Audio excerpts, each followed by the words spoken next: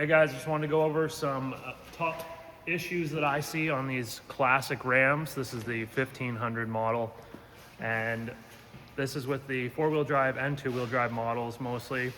So I'll give you the top 10 things and some others, but to start off, the most common problems I see, the manifolds are obviously number one.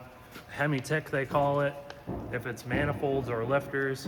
But yeah, these exhaust manifolds are really common to go bad. Basically, you've got an aluminum cylinder head with a cast iron exhaust manifold. They heat up and expand and contract at different rates.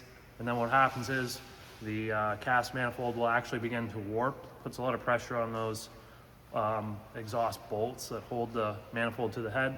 And then it seems to always be the rearward very upper bolt that will snap. And you can check it quickly by just pulling on the heat shield, and it should be secured to the exhaust manifold, but a lot of times it will move if that bolt is broken. So usually a pretty expensive job to bring to a shop. It's usually going to run you about $600 to $700 Canadian. That's for parts and labor. And extracting hardware from the head that's broken is usually an additional cost. That's per side? That's per side. And I don't see one or more, like the left or right side, going more than the other. It's usually one side goes, the other side's not far behind. What was harder to do? The driver's side is going to be more difficult. You've got a steering intermediate shaft that's in the way. You've got air conditioning lines that are in the way. You've got a shifter cable and also the dipstick tube that's in the way. So you got to fight all that stuff versus the passenger side that is pretty much all out in the open. The two-wheel drive model, the shock tower is much lower, so it's easier to get to, versus the four-wheel drive trucks. The shock tower is actually up higher, so you've got to work around that, and it's not as easy to get to the center bolts. But they're not too bad to do, really. I would rather do Dodges over Fords any day of the week. Moving on, we're going to say in those rustier areas of the world, you're going to have the totally integrated power module, which is the fuse block. It's the box looking thing that's at the front in this corner, and it's got all your fuses in it. It just distributes power to all the electrical circuits in the truck. So underneath of that thing, you've got all the wiring harness connectors that plug into it, where all the power is going to branch off to, and those connectors are not a weather pack connector. So you get a lot of corrosion, you get moisture that's underneath there. Corrosion forms on the electrical terminals, and it'll also get inside of that box as well. There's a circuit board with board mounted relays and some other components. And once the corrosion sets in, pretty much eats the board out, destroys the electrical connections, and will cause all kind of electrical problems. Probably the number one place I go to when I get check engine lights and electrical issues. It's usually where the issues are. Moving on to the next thing would be parking brakes. So I see a lot of times where you go to change the rear rotors and pads, and when you go to take the rotors off, the shoe linings fall off. The linings are actually glued on, and we'll take a look here. I've got this one all apart. So these are your parking brake shoes. These linings, they get glued onto the steel back, and a lot of times the rust will form. It gets underneath it here, and then they just simply fall apart.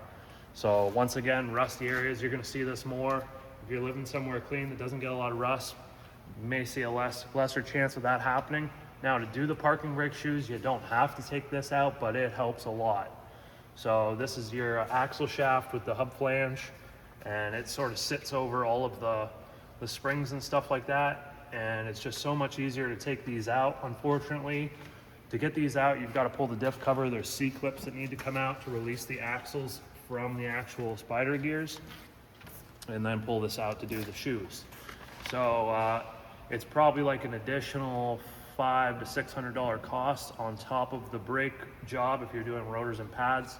That's if you bring it to a shop, and that's going to get you the hardware, the shoes, new diff fluid, sealant for the cover, limited slip additive if it needs it, which this one does. And then usually you can see how crusty these axle seals are. We always change those too, because nothing like putting all new brakes on there and then all of a sudden now it's puking oil out and it contaminates all the shoes and all that stuff. Also the pivots, you can see it right here, there's a pivot, and the parking brake cable pulls on that, which causes the pivot to spread open, and that's what actually actuates the shoes to engage the drum. So these like to rust and they get stuck, and when you go to push on the pedal, either it will spread open and not return, which causes the shoes to drag and creates a lot of excessive heat. It can cause shaking in the brake pedal. It'll also just wear the shoes right out. Or you go to press on the parking brake pedal and nothing happens because it's so rusted that it just won't move at all. So these rust and they seize all the time. So we always replace them anytime we do these shoes. Moving on, we've got the lifter cam failure on these 5.7 liter HEMI engines. And basically it's just a oil starvation issue. Usually cylinder 7 or cylinder 8 on the back of the engine. We see a lot of times you'll get a tick that'll start. I've seen it as early as 200,000 kilometers, about then. And as long as you do your oil changes frequently and try to avoid idling, seems to be the best way to remedy that problem. But yeah, you're basically into either replace the motor or have it rebuilt. And it's about as cheap as, I would say, $9,000 to $10,000 Canadian to get that repair done. It's a big job, and you know, used engine's probably going to run you $4 or $5 grand, and then all the labor to do it, plus new fluids, and usually do some gaskets and freshen everything up. But the tear down job alone to rebuild the motor is pretty expensive, so you know, it's a big price item. Moving on, we've got ABS module failure. I don't see it a whole lot on these 1500s, but it still is a thing. I see it mostly on the 25, 35, 45, 5500 series trucks, even though they're pretty much the same thing. And this is going to break down to corrosion. Once again, those rusty areas, you're going to see where the aluminum block, and we're going to make a video on this, how to replace it on this truck, but there's a plastic control module that's got the electronics and the circuit board on it. I got one on the bench here. And then we've got an aluminum block that actually has all the valving and everything in it, and a motor. So here's the electronic control module, the aluminum block that's got the valving to go to all your different brake lines, and then this motor that's here, or pump. And a lot of times you'll get corrosion and stuff that works its way past the seal, and it'll actually destroy the electronics inside of here, and these things just go haywire. I don't see a lot of these hydraulic.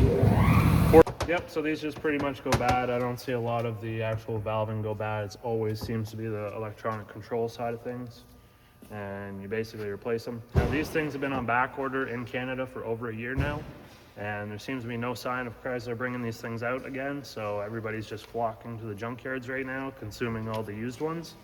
They typically go for about 500 Canadian for a used one, and if you want, it's about $1,500 for a brand new one from the dealer if you can get one. And that's for the whole assembly. What you see here, it's $700 just for the controller from the dealer if you can get one. But yeah, typically you're going to be paying around $350 to $500 depending where you go. Might be able to get them cheaper on eBay, and they are year specific. This one specifically goes from like 2013 up to 2012 or 13 up to 16, and then it changes from then on. Must be some sort of logic inside the board that makes the difference, but they all pretty much look the same. So you might want to call the dealer, get a part number, and then cross-reference into your truck. Moving on, we've got general wiring issues. Once again, in the more corrosion and rust areas, you're going to see a lot of wiring that goes bad, and it's something to do with the insulation on the wiring. I've seen brand new trucks come right from the factory with wiring problems, and wiring's corroded. It always corrodes for some reason. I don't know what it is, but we also see a lot of just where the wiring harnesses run. There's stupid spots where it'll cross over a point on the frame that chafes, and then it rots through. So it gives you a lot of CAN communication faults where it'll say no bus on the dash, and it's just short circuit, takes down the network, or different modules drop offline. All kinds of wiring problems on these trucks. So you really got to know your wiring when it comes to these things. Luckily, they're pretty simple. The wiring is laid out in an easy way to fix it for those guys that know their wiring compared to a lot of other manufacturers. But that's just generally the whole truck. I see many, many different spots that go bad. Moving on, we see a lot of water pump failures on these things, generally in the higher mileage, like 200,000 kilometers plus, but I do a lot of water pumps on them. And that's sort of general with like a lot of vehicles these days, but it's just one of those things that we do a lot of. and that's on the 5.7 Hemi. Now, going along with the water pump, I do also see a lot of front wheel bearings go bad. Can't say I've ever changed a rear wheel bearing in a solid axle on the 1500s, but these independent front suspensions on the 1500s, front wheel bearings for some reason always go bad. And I've tried putting OEM ones in, expensive ones in, and cheap ones in.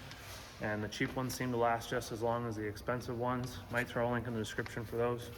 But check out autoshack.com. They sell all kinds of cheap parts for this thing. And we see a lot of ABS issues tied into the wheel bearing where the magnetic tone ring on the back will go bad. So moving on, we got the oil pan. For some reason on these Rams, they love to rust. When I worked at the dealer for a while, it was just the first place. I don't know if it's something to do with where it is, and a lot of like dust and gravel and stuff from the road hits the pan. But for whatever reason, the oil pan always seems to rust fairly quickly, and I see where they'll start to become so thin in spots that they start to leak. And unfortunately, this one's not so bad because it's a two-wheel drive, but with the four-wheel drive with the axle in here, a lot of times you gotta lift the motor up to change the pan.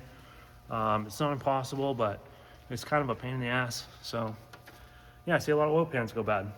Another thing that I see on these trucks is the cabin filter issues, where some of these trucks don't come with a cabin filter installed from the factory. There's just a spot behind the glove box where you can cut it out to install the cabin filter and a door. But especially farm trucks that see a lot of dust that get towed behind tractors, all that dust does not get filtered out, and it goes right into the heater core, and it will plug the heater core up. So then what you gotta do is you gotta tear the whole dash out, take the whole HVAC box off the firewall, and strip it down and change the heater core because it gets plugged and you'll get no airflow through the vents. We got a video on changing one of those. It's about a whole day job.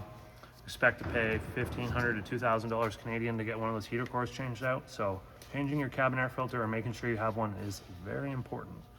Moving on, we've got other small things that kind of go wrong on these trucks. On your front driver's and passenger window, they have these plastic clips that secure the glass to the actual window regulator track.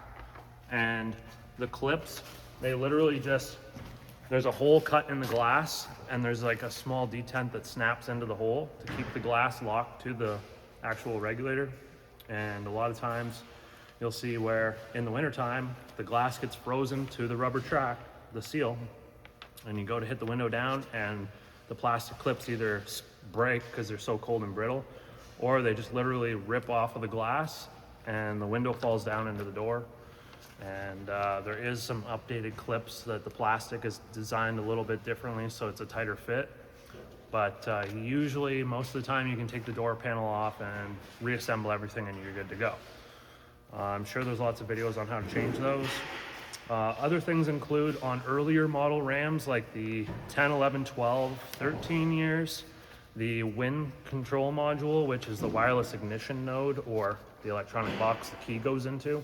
Those like to fail a lot, and you'll notice that either the truck won't start, or as you're driving down the road, all of a sudden the truck will just completely die because it thinks that you shut the key off, and those were a big problem. So I luckily didn't have to change many of those, but apparently they're kind of a pain to do, and there may be some programming involved with that.